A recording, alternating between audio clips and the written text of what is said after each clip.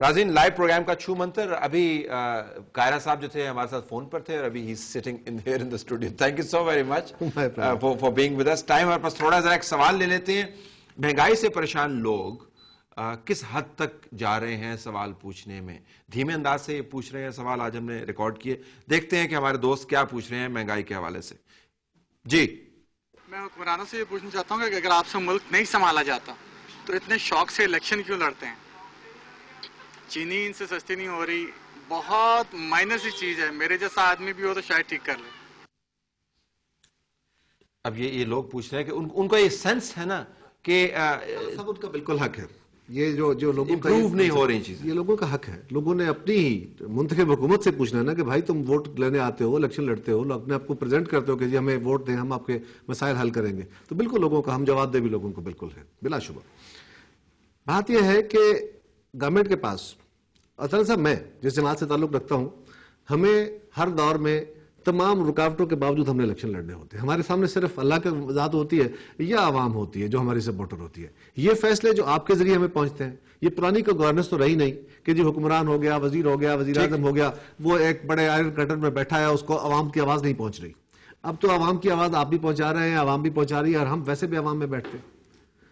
सवाल यह है कि हमारे पास जो ऑप्शन थे वो क्या? हम जानते हैं कि हमने सब्सिडीज विड्रा की है, बड़ा मुश्किल वक्त हो गया आवाम के लिए। आज भी बिजली के ऊपर जो सब्सिडी थी हमने विड्रा कुछ की है। आज भी अगर आप 256 अरब रुपया बिजली के अंदर डाल रहे हैं, 54 अरब रुपया बिजली के अंदर डाल रहे हैं, जो आपका सेल परचेज रेट डिफरेंस है। एक इशू है जी कि चोरी का इशू है, एक है कि जी इदारों के अंदर कैपेसिटी नहीं है, फला फला फला, ये भी मैं उसको साथ लेके चलता हूं। अब टाइम कम है इसलिए मैं इख्तिसार से बातें कर लेता हूं। पेट्रोलियम प्राइसेस, इंटरनेशनल प्राइसेस जो हैं वो अगर चढ़ रही हैं, मुशर्रफ साहब के दौर में अगर पेट्रोलियम प्राइसेस जो थी इंटरनेशनल मार्केट में वो 18 से 20 डॉलर बैरल थी, और डॉलर जो था वो 60 रुपए का था, आज डॉलर 85 रुपए का है, और बैरल जो है वो 85 डॉलर का हो गया है, तो फिर उसके इफेक्ट तो आने हैं। हाँ, एक चीज हो सकती है कि हम चीजें महंगी खरीद लें और सस्ती बेच लें। उसका तरीकाकार क्या होगा कि गवर्नमेंट दरमियान वाला क्वेश्चन उठाएगी, उसके अलावा तो कोई रास्ता नहीं है। ठीक, आप महंगा खरीदेंगे सस्ता बेचेंगे तो दरमियान मजबूर है। नहीं, मैं गुजारिश करता हूं उस पर, आपके पास साहब मैं उसका काम हम कर सकते हैं, उसका तरीकाकार हमारे पास मौजूद है। दो तरीके हैं, या डेट को और बढ़ते चले जाओ, और या हम इंटरनल बोरिंग हम कम करें। इंटरनल बोरिंग हमने कम करने की कोशिश की है, अगर और बढ़ाएंगे तो उसके इफेक्ट क्या है आप जानते हैं, मेरे साथी जानते हैं। हमने वो पास ऑन करने का नुकसान हमें है, लोग नाराज हमसे है ना। चलो तो सैन से नाराजगी उतनी नहीं है, आप तो एक न्यूट्रल लोगों की आवाज दे रहे हैं ना। बड़े नाराज हैं, कह रहे हैं कायरा साहब से आपने काउंटर सवाल ही नहीं किया, वो तो बड़े नाराज होंगे। सर आप जरूर कीजिए। अच्छा, अगली बात मुझे ये है कि कुछ चीजें फेडरल गवर्नमेंट की नालायकियां कह लीजिए, कुछ हमारी कमजोरियां कह लीजिए, कुछ हमारी मजबूरियां कह लीजिए, आप उसे कोई नाम दे लें। मुझे ये बताइए कि अगर आलू प्याज महंगे हैं, भाई पंजाब की मंडी में, लाहौर की मंडी में अगर प्याज जो है वो 90 रुपए किलो बिक रहा है, तो क्या फेडरल गवर्नमेंट ने क्विकली रिस्पॉन्ड टू दिस? वो कह रहे हैं हमारे हाथ बंधे हुए, हम अपनी तरफ से पूरी कोशिश करें। वसीम साहब will also get a response. जी जनाब, देखिए पहले सबसे पहले तो मैं वो बिजली वाली बात करूं कि इनकी बात सही है कि कुछ हद तक जो अखराजात होते हैं या जो कीमतें हैं तेल वगैरह की, वो इन्हें रिफ्लेक्ट करनी होगी, लेकिन बिजली की जो पैदावार है उसमें 30% जो है इस वक्त चोरी और गबन है, उसको सही करना 2.5-3 साल में ये इनका काम था।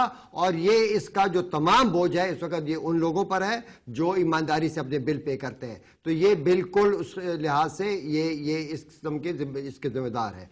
दूसरी तरफ जहां पर देखें ना, अब ये जो कीमतों की जो वो है ना, ये इन्फ्लेशन जो होती है, ये आलू और प्याज की कीमतों को कंट्रोल करने से नहीं होती, ये मॉनेटरी एंड फिस्कल पॉलिसी का ये मैक्रो इकोनॉमिक इफेक्ट होता है। ये मैक्रो इकोनॉमिक पॉलिसी जो है ये फेडरल गवर्नमेंट की रिस्पॉन्सिबिलिटी है, और इसमें जनाब जो फिस्कल पॉलिसी जिसे बजट जिसे हम कहते हैं उसका खसारा और उसको किस तरीके से फाइनेंस करते हैं, एक ये बड़ी अहम बात। दूसरी तरफ के जो अफरातज़र जो मॉनेटरी पॉलिसी जो पैसे जो छापे जाते हैं वो भी इनका कंट्रोल में है, सेंट्रल बैंक।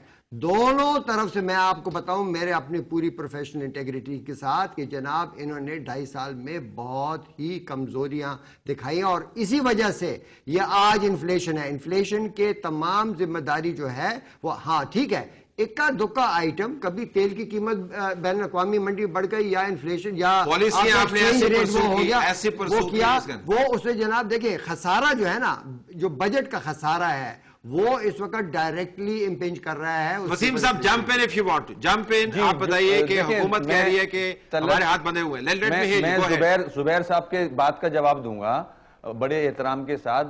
जुबैर साहब ने जो जीएसटी की बात की, मैं जीएसटी का जो सिस्टम है उसके खिलाफ नहीं हूं।